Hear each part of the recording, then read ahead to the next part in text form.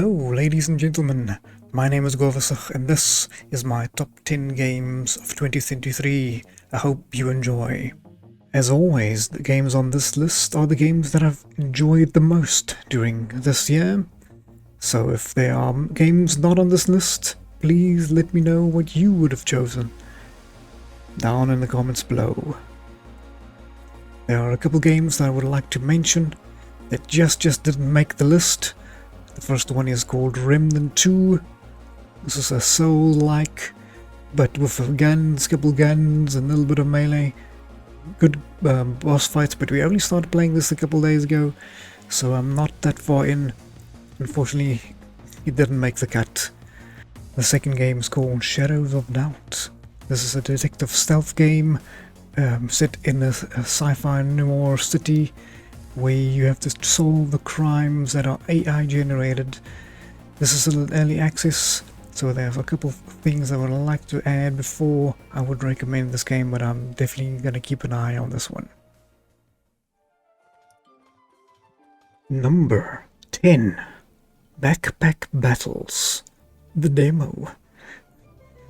So the first game on my list is actually not out yet, but I've spent quite a few hours already on this game, and I don't intend to stop. So what we have here is a little bit of like inventory management in a PvP game. So what you basically do, we'll just quickly run through it. You have a little shop where you'll have to spend money. Every round you get some money, and you buy items like this pan, for instance. Then you place it in your inventory. Okay, as you can see, I rotated this. You can rotate the items, and every item has a different ability. Sometimes some items will go on sale, and that's good sometimes for you, so you should keep an eye for that when you're lucky. And as you can see, this little blue line, so these items can also be combined together. So let us show you how that works.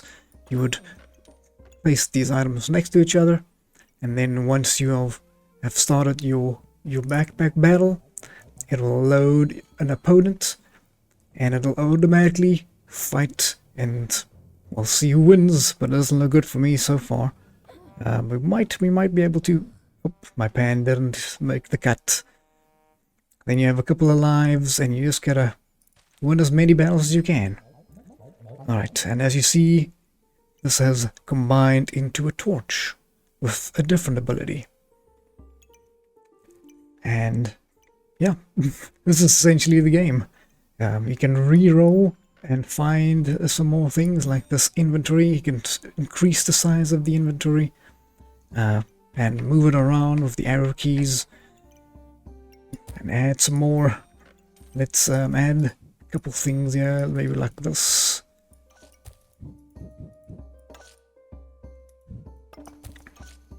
Maybe like that. Okay. Probably not the greatest. I probably should have the pan in the middle, and all of your stuff is stored here in the middle. I think that should be okay. And then you just fight another battle until you either win or you die.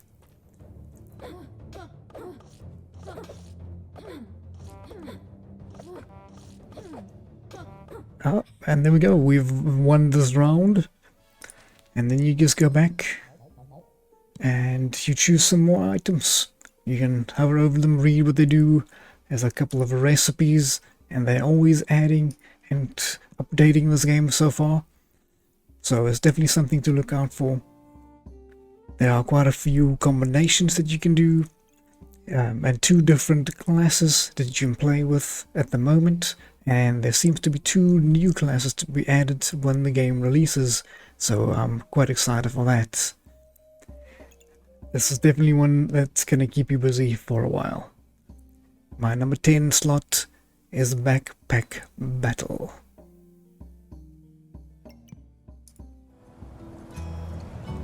Number 9. My Time at Sandrock. This is a building, crafting, farming, life simulator game where the aim of the game is to craft items for the town of Sandrock. We'll have a bunch of quests that'll guide you in the process of doing that. This is the second game in the series, and the previous one was way more green, but this one is still just as beautiful in its own way. So the main idea is to use this assembly station, and from here you will be able to craft and build all the items that the community needs and that you need for your shop. For instance, we can build this furnace. We go to the assemble station, we'll see we'll need a couple items. We'll then have to go to our workstation, and then we can quickly build some of these stone troughs that we need for the furnace. We would just add them, then add the quartz, add the sticks, and all these items that I've discovered in the world. Once you have created it, it will be in a certain quality, and this quality can then later be upgraded and improve the quality of that machine. Once you then place down these machines, you will be able to use them to craft different items and craft different items and different things that we need for better, and different items that the community needs. For instance, we have a couple quests here where we need to go and find some planks and make a bench. Once we have then built this item, we then need to go and place it down in the world. There are also commissions, and the commissions are found in this building over here, and that's probably the lifeblood of your workshop. So you're sent here into Sandrock to become a new builder, and the best way to start is to go to the Commerce Guild and get some commissions from this board over here. So every day there'll be some commissions, and they'll last a couple days, and you can just click on one of these and you'll see that this person needs 10 bronze bars. Currently we do have 10, so it'll be a good idea to take this quest because it'll give us good money, experience and reputation for our shop. Okay. Then once we have selected it, we can then enable it, if I track it, and then go find this person in the world and hand that commission to them. I think they are, let's see, so there's quite a big map. At the start of the game we only have Sandrock unlocked, but there's different in other places we can also unlock later on. So there is our commission. We need to go and hand that one in. We'll make our way to there, and I'll speak a little bit about some of the other buildings what we need here. So first building here, what's very important, is the research station. From here we'll be able to research and upgrade different buildings that we need, like the grinder and the recycler and the furnace. We can also then increase the quality and of the item, but these will require better, more advanced resources that we'll only unlock later on. But quite a few different items that we'll need for different things. Then the next building would be the museum, and here you can place items you have discovered and crafted by digging and doing other daily tasks, and depending on your playstyle this might be an important building for you as well, as here you can place down things and unlock rewards from here. Right, let us go hand in this quest now, show you some more things. I'll also want to show you some combat. Later on you would also be able to do a bunch of farming and animal husbandry by crafting the required buildings from the crafting building. So we just go into this person's home and click on the commission and wow, thank you so much. hand it in. So that'll be quite repetitive, but that'll be your main thing to do and focus on to get money. Then another thing you could be doing is probably focusing on these orange quests, which are your main mission quests. And this will advance the story of Sandrock. You also have a whole bunch of item slots and items that you can find and upgrade for your character, which increases their stats. A whole bunch of different items to find. And we also have a skill tree for everything you do. So if you are focusing on gathering and crafting, you will gain specific skill points for that skill tree. And then you can spend your skill points in the skill tree just as you want. So if you want to focus, I went on the knowledge tree here to increase our mining. Or you could have gone something for the fishing. If that's something you're interested in, then you would go into that tree. And each of these trees have separate experience levels, and the more you do them, that's how you would level up the skill. So I have been focusing on daggers. I think that they are the best in the game, as they attack quite fast. But yeah, as we can see, we have a mission here as well. We can speak to Mr. Cooper. We can see, I'll show you a little bit of... Howdy there, partner. Can't say I recognize you. Afraid I ain't got time for pleasantries at the moment. Speak with Mabel if you have business with the ranch.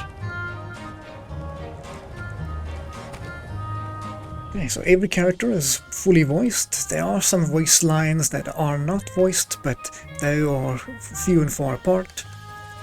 But that does feel a little awkward every now and again when they are not voiced, and like 90% of everything is also voiced.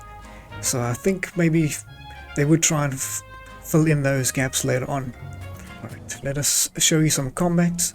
It is quite basic. As you see these, I would classify the combat as basically just another means to gather resources, because as you can see, if I attack this ant here, it'll drop me some ant honey, thin threads and manure.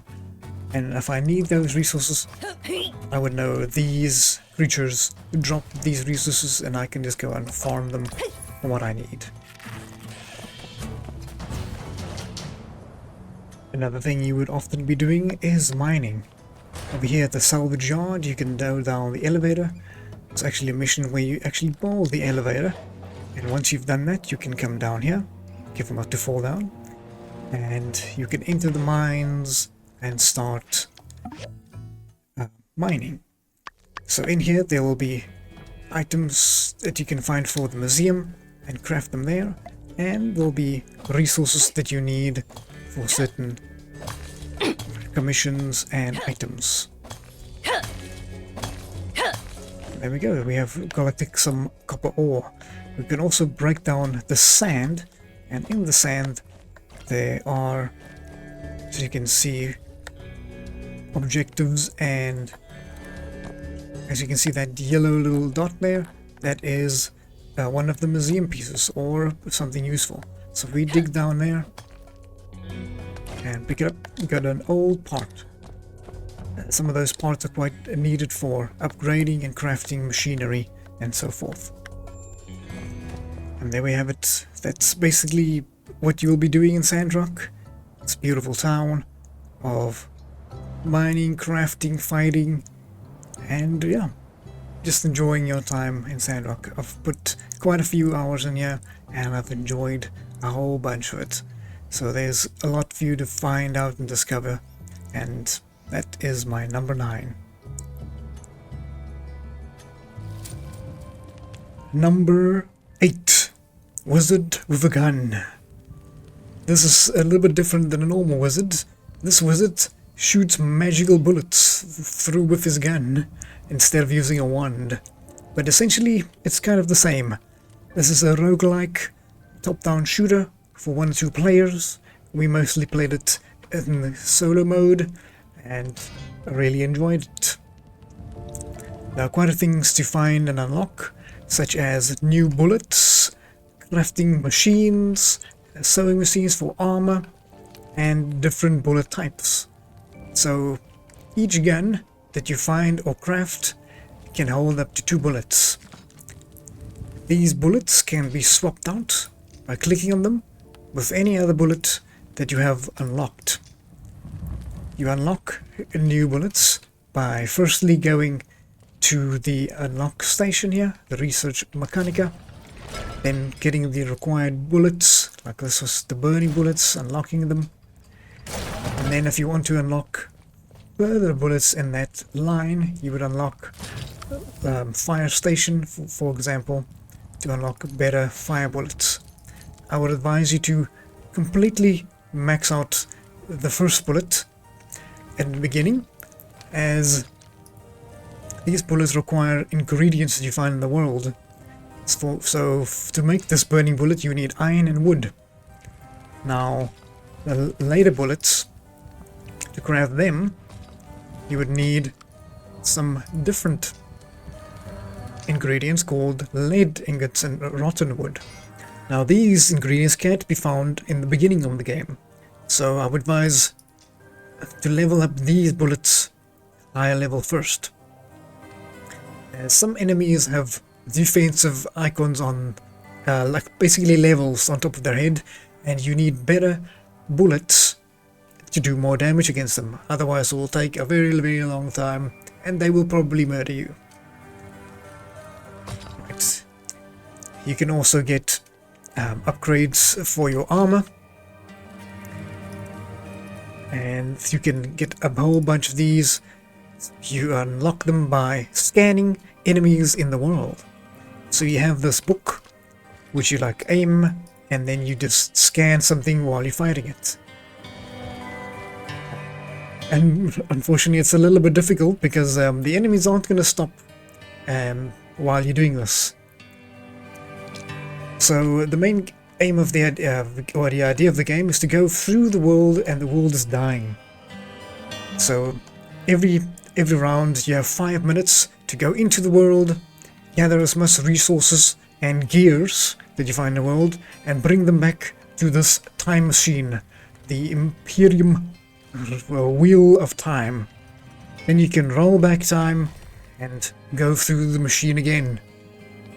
But on your way through the machine, the world will start to decay. So within 5 minutes, you can push the time back a bit by finding things in the world, but most of the time you have like 5 minutes to push back the time, and by then you have to go back through the portal and come back to your hub base. Then upgrade, buy more bullets, and do it all over again. So let me show you how it works. Begin a new expedition. Okay, so we have left click for poison bullets and right click for fire bullets. Our second gun at the moment has lightning, so if we shoot with left click it'll turn lightning, and right click will be poison. So when we break items in the world, we collect their ingredients. These ingredients are necessary for new bullet types and upgrades and research. So the first thing we want to do when you get into the world is have a look where we need to go. So there is our exit over here, and here is our first enemy we should start heading towards. So I think let's move down and around and try to get over here. Then you want to collect items in the world, like I said, by wood and other ingredients for potions. Just break the thing or kill the enemy and it'll drop the resources. Okay, so these worlds are randomly generated. There are some biomes to unlock further on, but unfortunately you're still gonna quickly just deal with these enemies. It can be quite challenging, as you can actually die very quickly. But at this beginning stages are not too difficult, and we shouldn't have any problems with that. Okay, there's a chest for us. Let's grab all that. The first time you find some of these objects in the game, you can scan them, and then you can take them back to your base and build them there. Let's grab all these ingredients. And as you can see, we also have a dodge. This is very, very useful, and we should definitely use that as often as we can, especially to dodge enemies. Okay, let's make our way up, like we said, as we are running a little out of time. Okay, spoken about time, these are the portals of the things that are destroying the world. But if we destroy their portals, we will push them back a little bit and give us some more time to go through and fight more enemies. As you can see, this guy, we haven't scanned him yet, so let's try and scan him. But we might have some issues, so let us... There we go. We've managed to scan him. Now, let's fight him. As you can see, he's a level 5 enemy, so we're going to struggle a little bit, as our bullets are only level 1. Oh. And I think we might have to come back, not fight this guy at the moment. Now that guy has level 4 armor. At least it's a little bit easier, but they are running away from us. Okay, so these reveal maps are quite handy. We find them, that'll show us our next objective or our next gear. And this enemy is quite difficult as well. Maybe we shouldn't have messed with this one, but this one is a little bit easier than the bully goat or the unicorn. So we should be able to take him down. There we go. Okay, that pushed us back, gave us a lot more time. Okay, so at the end of the map, after 5 minutes are up, the world will start to collapse. The chaos will fall from the sky, and more portals will appear. And you can try and stay and fight longer, or you can retreat through a portal and back to safety. If you do die, all the resources that you did gather during this run would be forfeit. So it is quite dangerous to stay out here. All you have to do is go through a portal like this. But these resources that they do drop are quite vital as well. So if you kill the enemies, they will provide that to you as well, because we need that for research and upgrades. And the longer we stay, the more difficult it will become. As you can see, the ground here is even starting to fall apart. Luckily, we do have this constructor. We get this quite early on in the game, and we can actually use it to build and deconstruct dirt on the ground. So we can make a little platform for us if we need to escape, like so. Or we can just deal with them in the traditional way of shooting them in the face, if they even had a face. Right, and you can do this as long as you want, or until there's nothing left, and then you just go through the portal, and you are back in your base. There we have it, wizard with a gun. Number 7, Bookwalker. This is a top-down, point-and-click, story-driven adventure game where you are tasked to find items inside of a book. As a bookwalker, you are actually allowed to jump into books. So this is the real world where you live, and you are a prisoner here.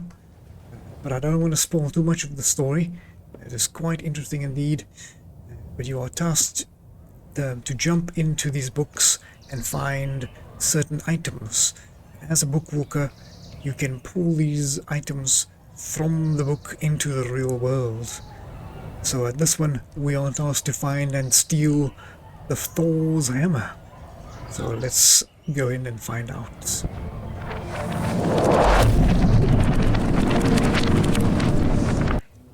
So these books are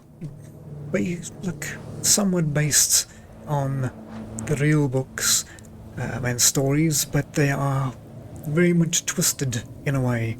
As you can see, Thor's hammer is Thor's power plant, So we will have to go in and steal this hammer. But it's a little bit different than the normal Thor's hammer. This one has like a press and the machine. But currently there's a little puzzle we have. We need to open this panel here. But it says we need a battery. Do not remove the battery if the bench is occupied. Where can we find a battery? I do not know. So you are this person with the book while you are in the book, and we've discovered this here item here, Roderick. You can speak to Roderick at any time, and we've actually taken Roderick out of this world, out of the book, and brought him into the real world with us. And he's very useful, and he will guide you if you need any help, and also give pretty cool story ideas and dialogue. So we are looking for a battery, and hopefully this robot can give us the battery. This robot is petting the cat, although nothing has happened. It doesn't seem to care about anything.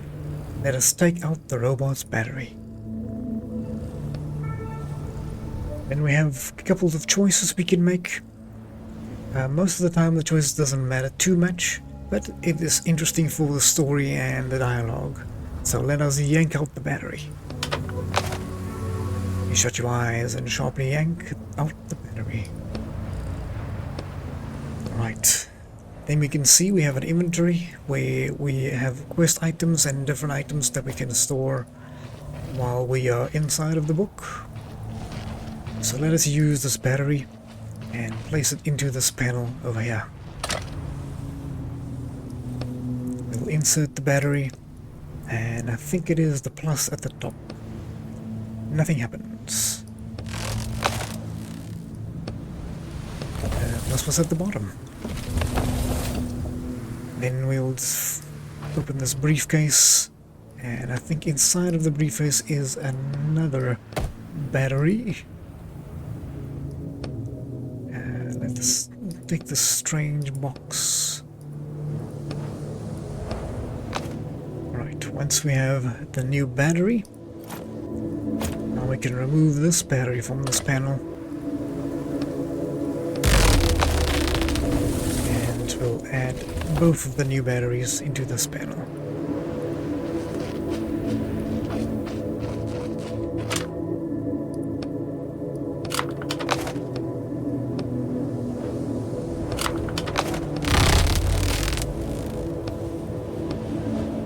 The light on the lever turns green. Let's press the lever.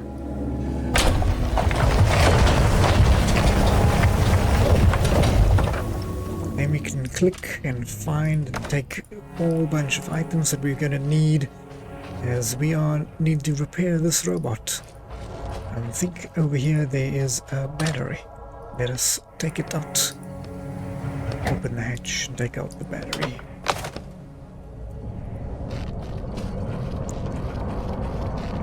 Okay, let us see if we can repair this robot. We have a little bit of combat in the game as well. You have hit points and ink. Ink you use to use abilities, and sometimes in dialogue you get to use some of the ink as well, but using it in here will diminish it for your combat, but sometimes it is a necessity to do so. We are under attack. Combat is quite basic, but it is inspired by Slay the Spire and games like that, so you can see what the enemy is going to do. This one is going to electrify. So we shall use the drain ability. We have 4 abilities currently available. Later on we can upgrade them to make them more powerful and so forth. But each of these abilities will drain our ink.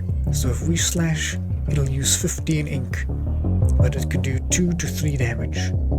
The drain ability will then attack an enemy and damage them, but also drain ink from them. So this is how we will regain our mana and essence. It also stun. This will stun all enemies. And we can also use a shield, which we'll have to do later on when this enemy is going to try and hit us. So I think the first thing we'll do is drain. some ink. So now he's gonna try and hit us, so we shall use a shield. We'll get 2 points on shield. And he's gonna strong hit us, so I think we'll use another shield. Strong hit does take 2 damage.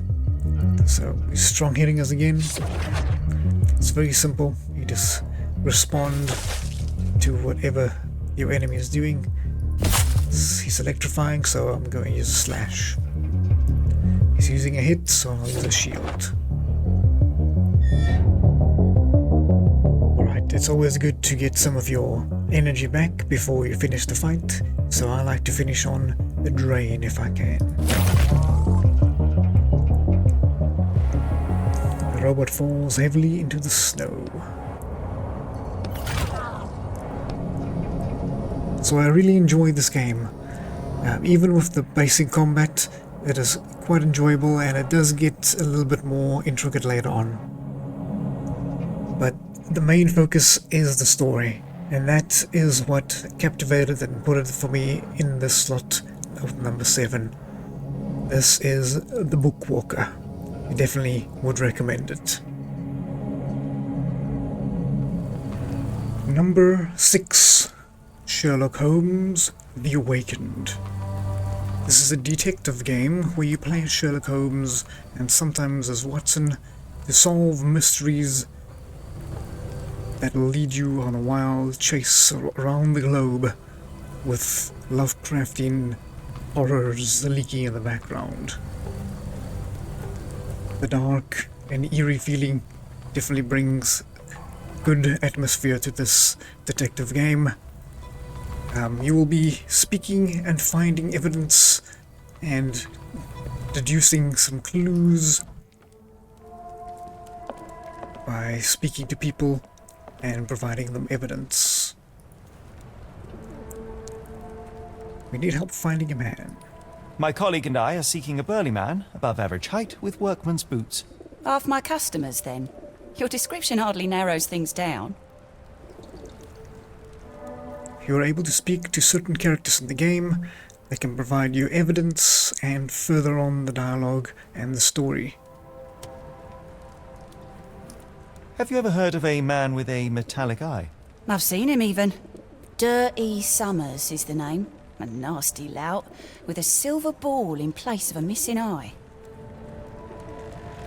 You can also observe these people sometimes to provide a case study of them.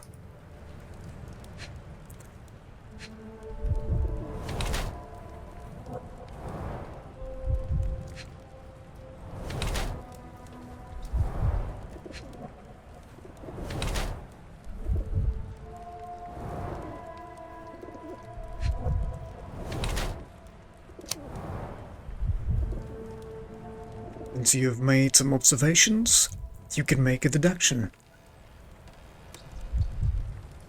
In this case, we can say she's unaware of her pregnancy or she's trying to hide it. And then once we have created this portrait, we can then provide it as evidence. Your clothes are already tight and soon they won't fit at all. How far along are you? I thought I'd hidden it better. How did you know? Are you a doctor? In a manner of speaking. He's not. He merely has the ego of one. I apologize, miss. Mr. Holmes is fond of his observations, but I am the doctor here, not him. Do you need any help? I'm fine, thank you. I would rather not discuss my condition, nor let word of it spread. Then you can provide evidence to the character you're speaking to by finding them in your notebook and selecting them, such as maybe Soulsby's calling card. Are you familiar with a Roy Soulsby? Roy Soulsby? I know the name, but he's not one of my regulars. My guess is that he works somewhere around here.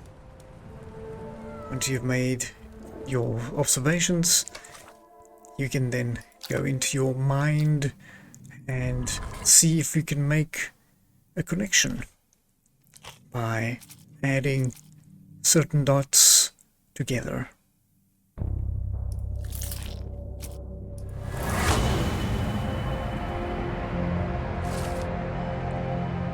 Then that'll give you a new clue on where to progress in the story. Another main part of the game would be to deduce and solve crimes. You can use your deductive powers of reasoning to change aspects of the crime as you think it had happened, by looking at the environment and by using clues that you've gathered to make an assessment of the situation.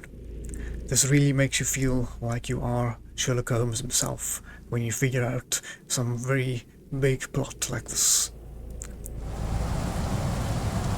Later part of the game gets very interesting when you have to find and stop the cultists from actually summoning the Great Cthulhu. So that is my number 6, Sherlock Holmes The Awakened. Number 5, Baldur's Gate 3. Yes, unfortunately it is not higher up on my list. Only one reason, and that reason is because I haven't finished the game yet. I still need to finish Act 3. We've just started with that. So for that reason, I don't feel comfortable putting it even higher on my list, even though we did enjoy it very much. So if you're living under a rock, this game is probably, in many people's eyes, the best game of the year. But for me, there are a couple things that draw it back down a little bit.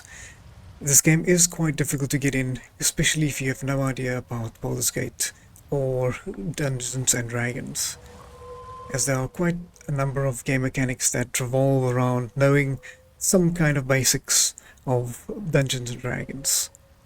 Otherwise, learning curve will be quite high in the beginning. Each of your characters can be customized, and they can carry a whole bunch of items and loot for you while you traverse the world. You can level up, gain experience, add spells. You can level up, earn new spells and items, and different characters have different abilities and classes, just like in Dungeons and Dragons.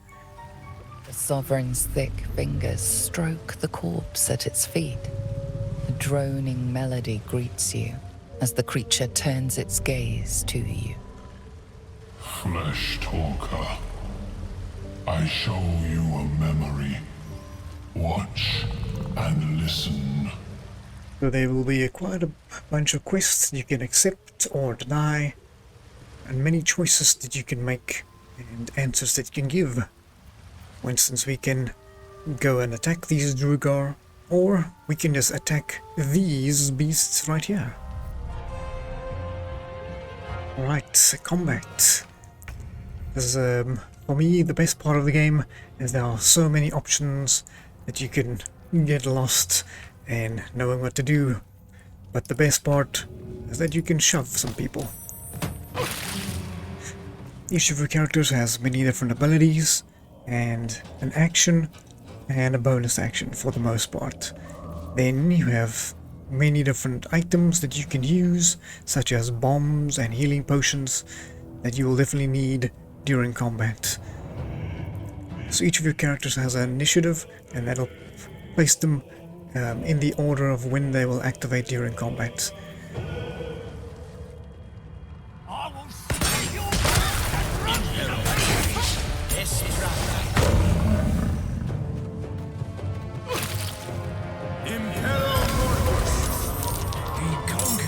As you can see, combat can change in the blink of an eye, and sometimes it can get very, very tricky, but very interesting as well. As what are we gonna do now? I have no idea.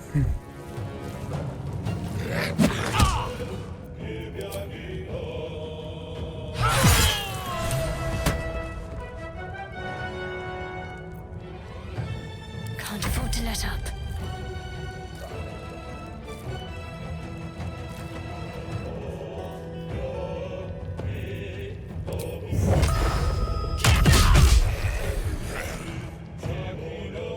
My faith will protect me.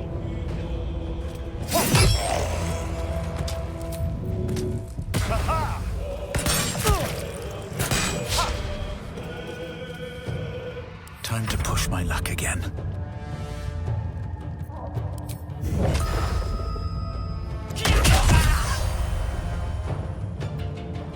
Your time has come.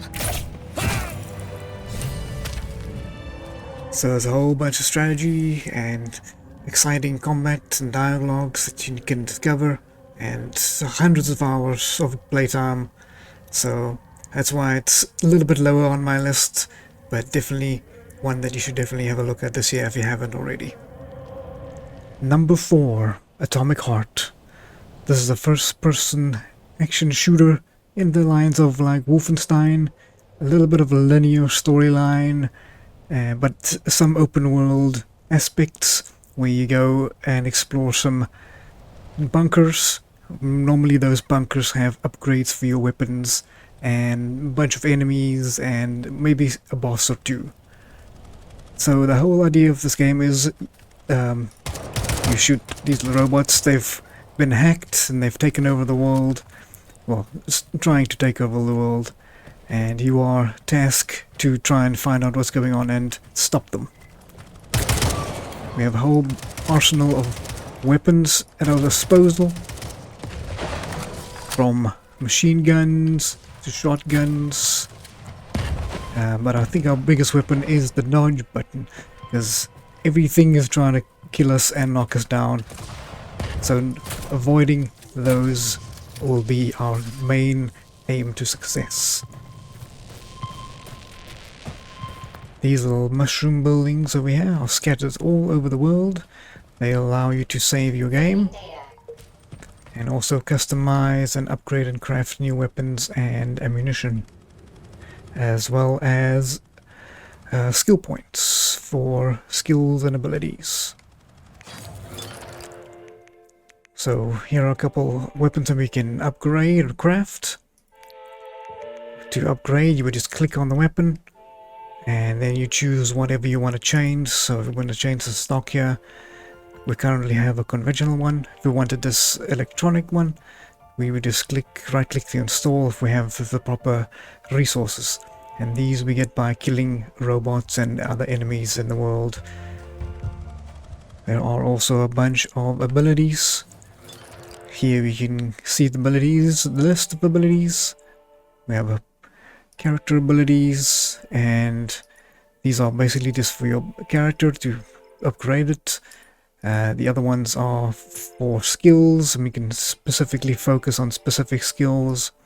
As I haven't done anything on this polymer jet or the shield ability, I'll focus more on different ones, but you can pick and choose whatever one you prefer, and you can switch the skill that you would like to use at the moment. So there are quite a bit of customization there, and a lot of customization in the weapons themselves as well. Another big part of this game would be these facilities or bunkers. You would go down an elevator, and once you are down here, they will provide you with upgrades for your weapons as soon as you can figure out the puzzle, how to get through. For instance, this one has a magnet. If we use the magnet, it'll bring that up, and if we change this over, there's another magnet section, and if we can bring that up as well, we can just hop on over here, and that's the little puzzle to figure out. If we go further, there's sometimes enemies or bosses that we have to fight, and those can get pretty interesting and pretty dangerous. And then one of the most interesting parts, I think, is the boss fights. There are quite a few of them.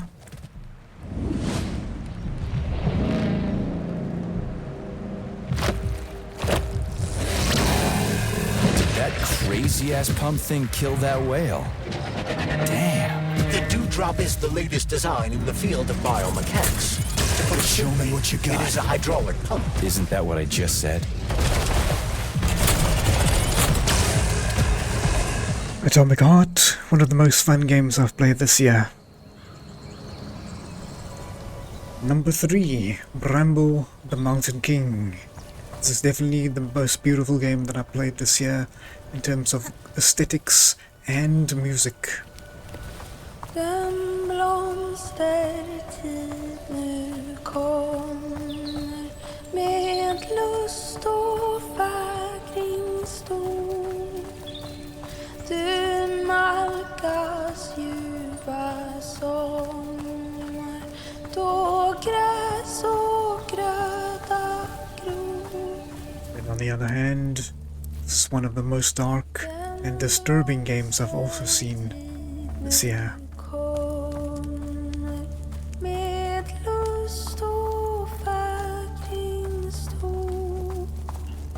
This is a game about Nordic folk tales. You play as a little boy called Ole, and he's on the journey to find his sister. It is beautiful and depressing, and definitely a journey that should not be missed this year.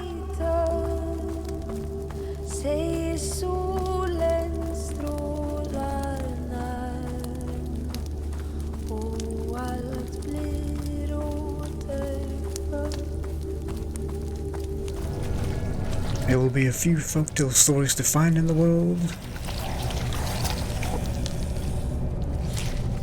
Once there was a peaceful village near a great forest. One night, people began to see a beautiful woman with long dark hair lurking in the shadows during the full moon. On your journey through this beautiful and dark world, you will find a whole bunch of puzzles that you will need to solve.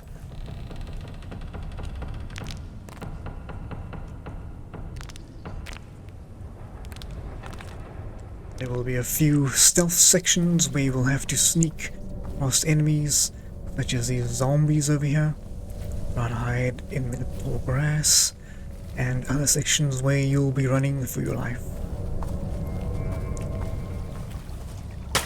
And there will be certain sections where you will need to run.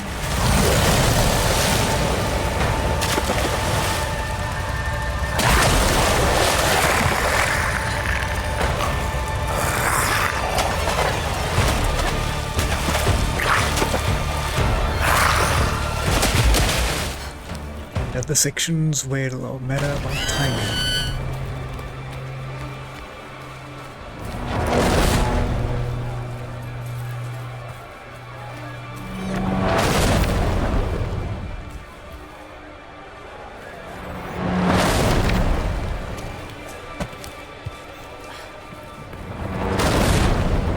That's Bramble the Mountain King. Definitely one that you cannot miss in 2023. My number 3 spot. Number 2, The Lamplighters League.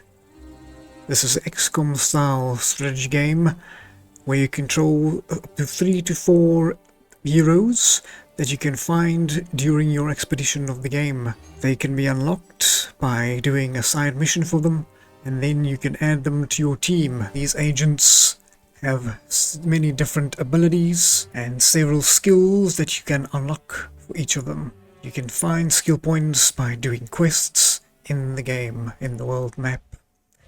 This is the overview map. From here you can select a mission that you will attempt to accomplish. If you fail, you will gain nothing, and you could lose a hero permanently if they die. If you do succeed, you will gain resources and often heroes and experience. So your enemy has 3 factions, and they are trying to bring forth the end of the world. There are 3 of them: Nicastro, Maltau and Strum. Each of them have different enemy types and different abilities. So when you fight a certain enemy type like this one, this will be a Marteau enemy. So the majority of enemies will be of that faction. So you can then assign agents. They will have certain items that you can add to bring with into the mission. And once you are ready, you can start the mission.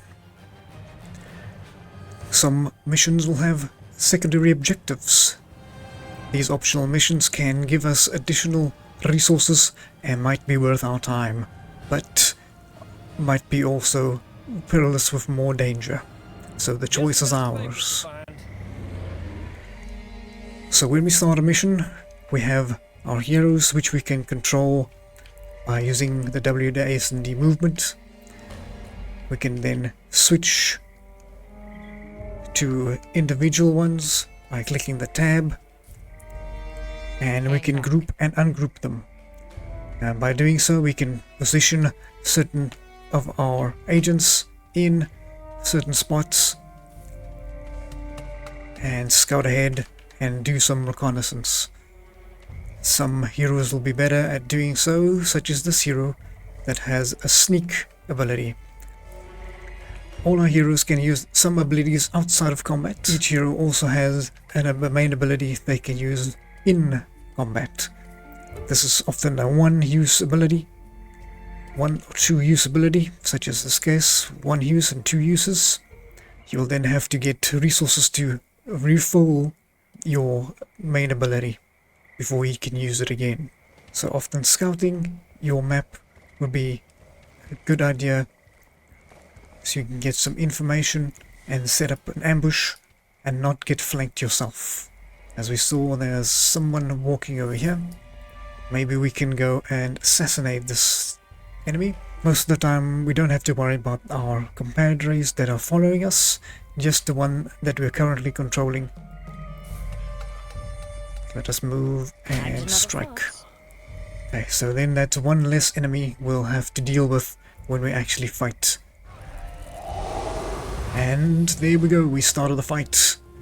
Okay, so now we can see most of the enemies that are in the fight, and we have a certain amount of new abilities. Our bruiser can go and punch them in the face and knock them down. Our sniper has a trick shot which can hit multiple enemies at once. So something like that. Our saboteur has dual wielding pistols which he can use to blast an area cone of enemies, or he can just dual shot them. You can use any one of your heroes at any time. Just move up and see if we can punch this guy in the face.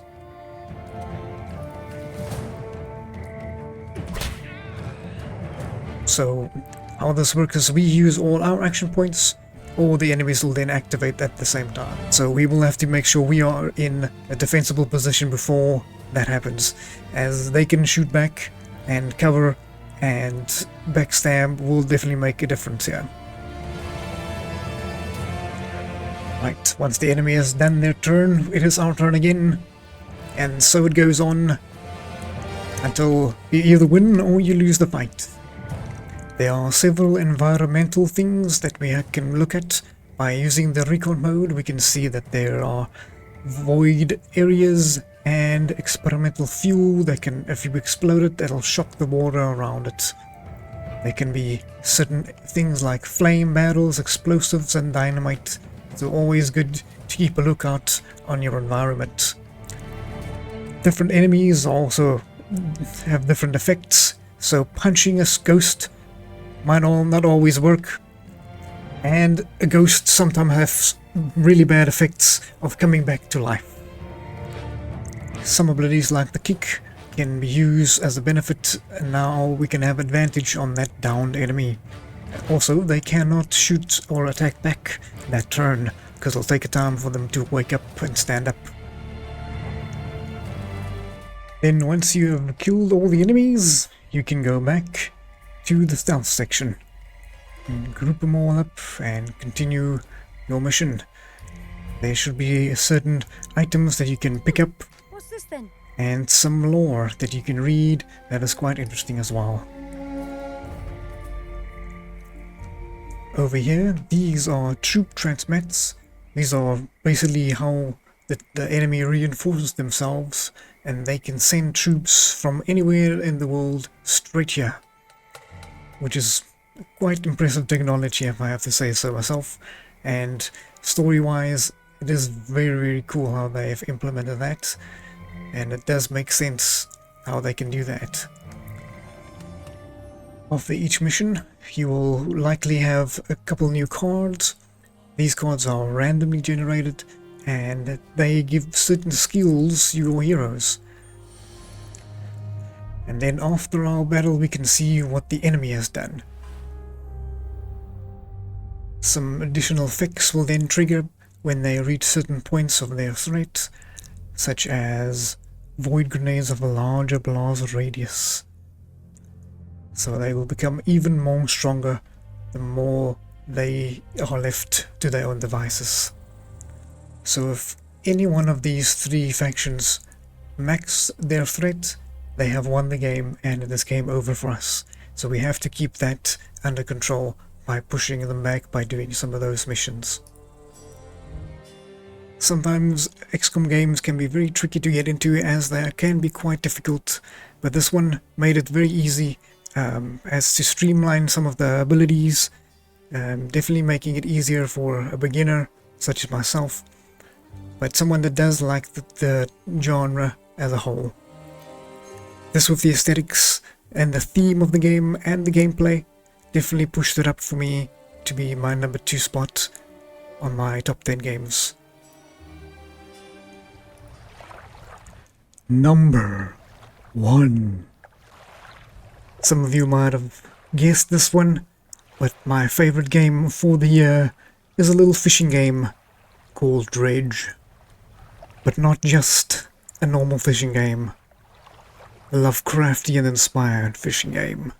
One of my favorite horror genres of all time, Lovecraftian, combined with some peaceful fishing and inventory management. So what is Dredge? Dredge is just a little fishing game where you have a little boat and you go and catch some fish. So how does this work? You have a fishing boat with inventory space and fishing line and fishing equipment, engines and lights. These are useful for catching different type of fish, as different fishing lines catch different fish at different places. All we have to do, we go to a fishing location and we click F, and when it's green we click. Then we can catch a fish and we can place it down in our inventory on our boat. So basically the aim of the game is to catch some fish and make some money and do the quests of the people and to try and figure out what is going on. The art style definitely makes it so much nicer as well. Beautiful art and some nice music to go with it. So we'll head to the fish market and then we'll just sell all the fish that we can. Then we can go to a shipyard and buy new things, new fishing rods, gear, nets and lights that we need for our ship. And then once we've done that, we can rest and start a new day. So there will be several places to find and discover. All over the map there are several things that we can find, and quests will guide us on a whole bunch of different stuff. Even some secrets, such as this giant crab.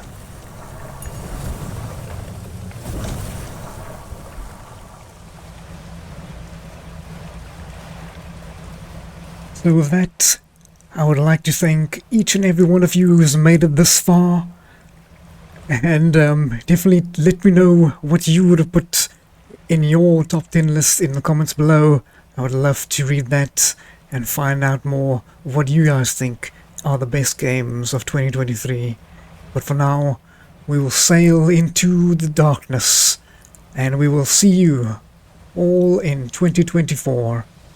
And all the best for you in your endeavors, and I hope it's going to be a fantastic year.